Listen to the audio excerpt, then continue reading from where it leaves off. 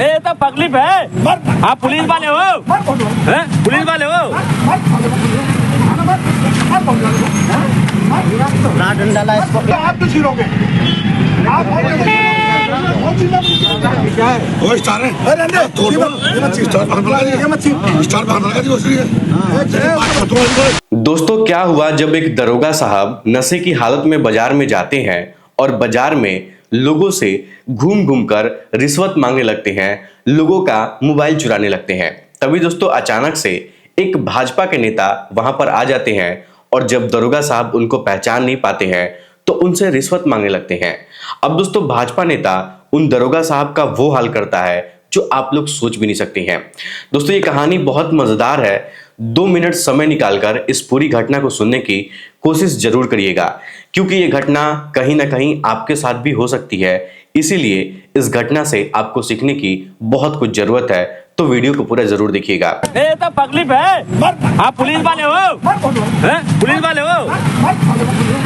दोस्तों ये सच्ची घटना रुद्रपुर की है और एक दरोगा साहब नशे की हालत में धुत होकर मार्केट में घूम रहे थे। उनके पास उस समय 1 रुपया भी पैसा नहीं था, तो लोगों से पैसा मांग रहे थे। लेकिन दोस्तों जब आम जनता के लोग उनको पैसा नहीं दे रहे थे तो दरोगा साहब जबरदस्ती लोगों से पैसा मांग रहे थे और उनका मोबाइल छीनकर अपने पॉकेट में रख ले रहे थे। अब दोस्तों वहां के कुछ लोगों को ये बात अच्छा नहीं लगता है कि दरोगा साहब लोगों का मोबाइल छीन रहे हैं और उनका पैसा छीन रहे हैं। तभी दोस्तों इसी बीच में एक 45 साल का व्यक्ति जिसका नाम मनमोहन यादव होता है, जो कि एक भाजपा के नेता होते हैं, वो किसी काम से मार्केट में आए हुए थे। उनके साथ 4-5 लोग भी मार्केट में आए हुए थे। अब दोस्तों भाजपा नेता मनमोहन यादव जैसे ही बाजार में पहुंचते हैं तो दरोगा साहब उनके साथ भी बदतमीजी करना शुरू कर देते हैं। हालांकि दोस्तों दरोगा साहब नहीं जानते थे कि मनमोहन यादव भाजपा के नेता हैं, उनकी अच्छी खासी पहचान है और बहुत सारे लोग उनको जानते हैं। अब दोस्तों दरोगा साहब के सामने जैसे ही मनमोहन यादव आते हैं तो दरोगा साहब उनके हाथों से मोबाइल छीन लेते हैं और जब मनमोहन यादव अपना मोबाइल उनसे मांगने की जिद करते हैं, कोशिश करते हैं, तो दरोगा साहब उनका मोबाइल उनको देने से मना कर देते हैं। उल्टा उनसे कहते हैं कि मुझे कुछ पैसा दो तब मैं तुमको मोबाइल दूंगा। अब दोस्तों इसी बात पर भाजपा नेता मनमोहन यादव को वहां पर गुस्सा जाता है। अब दोस्तों मैं आपको बता दूं कि मनमोहन यादव उस दरोगा के ऊपर हाथ उठा देते हैं और दोस्तों इसी बीच में ना वहां पर बहुत सारे लोग इकट्ठा हो जाते हैं। तो मनमोहन यादव उस दरोगा को गाली भी देने लगते हैं, जिस वजह से दरोगा साहब को बहुत ज्यादा गुस्सा जाता है और दरोगा साहब नशे की हालत में मनमोहन यादव यानी कि भाजपा नेता को मारना स्टार्ट कर देते हैं, जिस पर भाजपा नेता मनमोहन यादव को भी बहुत ज्यादा गुस्सा जाता है और वो भी दरोगा साहब की पिटाई करना शुरू कर देते हैं। दोस्तों मैं आपको बता दूं ना कि बीच बाजार में कम से कम 200-250 लोगों की संख्या के बीच में दरोगा साहब की खूब पिटाई की जाती है और आम जनता के लोगों को जब गुस्सा आता है तो वो सभी लोग अपना गुस्सा उन्हीं दरोगा साहब के ऊपर निकालने लगते हैं। दोस्तों उस समय दरोगा साहब ड्यूटी पर नहीं थे, लेकिन वर्दी पहनकर बाजार में घूम रहे थे और लोगों को डरा धमकाकर उनसे पैसा वसूल रहे थे, उनसे रिश्वत मांग रहे थे। दोस्तों मैं आपको बता दूं ना कि जब वहां पर इस तरीके से हंगामा बहुत ज्यादा ही हो जाता है तो दरोगा साहब सभी लोगों से हाथ जोड़कर माफी मांगने लगते हैं कि आप लोग हमको जाने दीजिए, हमसे बहुत बड़ी गलती हो गई है, मेरा आप लोग वीडियो मत बनाइए। लेकिन दोस्तों भाजपा नेता जो मनमोहन यादव होते हैं वो दरोगा को वहां से जाने नहीं देते हैं। अब दोस्तों जब दरोगा साहब को ये बात लग जाता है, ये बात उनको भनक लग जाती है कि अब वो बुरे तरीके से फंसने वाले हैं, उनकी नौकरी उनके हाथ से जाने वाली है, तो दोस्तों दरोगा साहब ना एक नौटंकी करते हैं और वो नौटंकी ये करते हैं कि बीच बाजार में 200-250 लोगों के बीच में अपना कपड़ा उतारना शुरू कर देते हैं और उस भाजपा नेता मनमोहन यादव के ऊपर आरोप लगाना शुरू कर देते हैं कि उनकी वर्दी उन्होंने फाड़ दिया है, उन्होंने उनके साथ बदतमीजी किया है।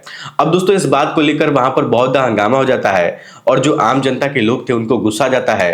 तभी दोस्तों दरोगा साहब अपने पैंट में से अपनी पिस्तौल निकालते हैं और भाजपा नेता के ऊपर तान देते हैं और बीच बाजार में लोगों के सामने भाजपा नेता को मारने की धमकी देते हैं। वो कहते हैं कि तुम लोग यहां से चले जाओ, मुझे छोड़ दो, नहीं तो अभी के अभी तुम लोग को यहां पर गोली मार दूंगा, ऐसा दरोगा साहब कहते हैं। लेकिन दोस्तों भाजपा नेता मनमोहन यादव उस दरोगा साहब से डरते नहीं है और डट कर उसका बीच बाजार में सामना करते हैं। दोस्तों वहां पर लगभग 1 घंटे तक हंगामा होता है और 1 घंटे के बाद भाजपा नेता मनमोहन यादव कुछ पुलिस वालों को फोन करके बुलाते हैं और पूरी घटना की जानकारी जब पुलिस वालों को देते हैं तो पुलिस वाले वहां पर आते हैं और उस दरोगा साहब को गिरफ्तार करते हैं और उनको लेकर थाने पर चले जाते हैं। वहां जाने के बाद उनके ऊपर कड़ी से कड़ी कार्रवाई की जाती है। और दोस्तों, जब ये बात उच्च अधिकारियों को पता चलती है कि दरोगा साहब नशे में धुत होकर बीच बाजार में हंगामा किए थे, लोगों से पैसा वसूल रहे थे, लोगों का मोबाइल चुरा रहे थे, तो उनके ऊपर कड़ी से कड़ी कार्रवाई की जाती है और दोस्तों उनको उनके नौकरी से निलंबित कर दिया जाता है। यानी कि दोस्तों, दरोगा साहब अपनी नौकरी से अपना हाथ धो बैठते हैं सिर्फ इस छोटी सी गलती की वजह से। दोस्तों, मैं आपको बता दूं कि भाजपा नेता मनमोहन यादव जो दरोगा साहब के साथ किए थे वो बहुत सही किए थे, क्योंकि दोस्तों इन लोगों को लगता है कि वर्दी मिल गई है तो किसी के साथ भी कुछ भी कर देंगे तो कोई हम लोग का कुछ बिगाड़ नहीं पाएगा। दोस्तों, ये लोग वर्दी तो पहनते हैं लेकिन वर्दी पहनकर दारू शराब के नशे में लोगों के साथ गलत व्यवहार करते हैं। अभी दोस्तों कुछ दिन पहले की ही एक बात है, एक महिला कांस्टेबल रो रो कर मीडिया वालों के सामने गुहार लगा रही थी कि जहां पर मेरी ड्यूटी लगी हुई है वहां के एसएचओ साहब उसके साथ संबंध बनाना चाहते हैं, लेकिन वो महिला जो कांस्टेबल थी वो उनको भाव नहीं दे रही थी, उनके साथ सोने के लिए राजी नहीं थी, क्योंकि दोस्तों उसका 10 साल का एक बच्चा था और उसका एक पति भी है। वो महिला कांस्टेबल अपने पति को बहुत ज्यादा प्यार करती है, अपने बच्चे को बहुत ज्यादा प्यार करती है, लेकिन इसके बावजूद भी जो थाने के एसएचओ साहब थे वो उस महिला कांस्टेबल के साथ हम बिस्तर होना चाहते थे। दोस्तों, मैं आपको बता दूं कि उस महिला कांस्टेबल को एसएचओ द्वारा बहुत ज्यादा प्रताड़ित किया जाता है कि तुम मेरे साथ संबंध बनाओ, तुम मेरे बैरक में आकर सो जाओ। लेकिन दोस्तों, जो महिला थी वो एकदम से इस बात को सुनकर टूट जाती है और वो अपने उच्च अधिकारियों के सामने जाकर एसएचओ साहब के खिलाफ एफआईआर दर्ज करवाती है कि ये मेरे साथ गलत काम करना चाहते हैं।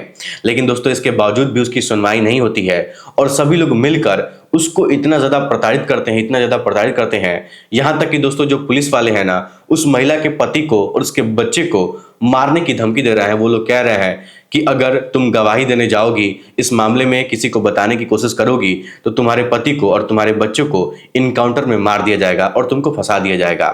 अब दोस्तों, आप लोग सोच सकते हैं कि एक महिला पढ़ लिख कर कांस्टेबल बनती है, यानी कि पुलिस विभाग में सिपाही की उसकी नौकरी लगती है, जिसकी सैलरी कुछ खास भी नहीं होती है। दोस्तों, उस महिला को कोई इस तरीके से प्रताड़ित करेगा कि तुम अपने पति को छोड़ दो और हमारे साथ हम बिस्तर हो जाओ, हमारे साथ संबंध बनाओ, तो बेचारी महिला कितनी टूट जाएगी। दोस्तों, आप लोग बुरा मत मानिएगा, लेकिन यही सच्चाई है। हमारे समाज में जो लोग वर्दी पहनकर घूमते हैं इनमें से 80 से 90% लोग फर्जी हैं, जो लोग सिर्फ और सिर्फ लोगों का फायदा उठाना चाहते हैं, लोगों से पैसा लूटना चाहते हैं, लोगों का इज्जत लूटना चाहते हैं, लोगों की मदद करना नहीं चाहते हैं। दोस्तों, इस घटना को सुनने के बाद आप लोग क्या कहना चाहेंगे?